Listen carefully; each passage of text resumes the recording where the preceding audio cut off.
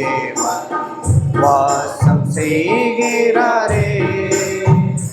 மகிமை நிறை பூரணமே மகா பரிசுத்த ஸ்தலமதுவே. மகிமை நிறை பூரணமே மகா பரிசுத்த ஸ்தலமதுவே. என்றும் துதியுடனே அவர் வாசலுள்ளே எங்கள் பாதங்கள் நீக்கிறதே.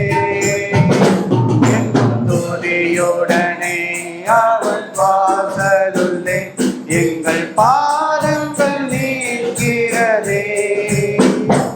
இதோ மனுஷரின் மத்தியில் தேவாதி தேவன் வாசம் செய்கிறாரே.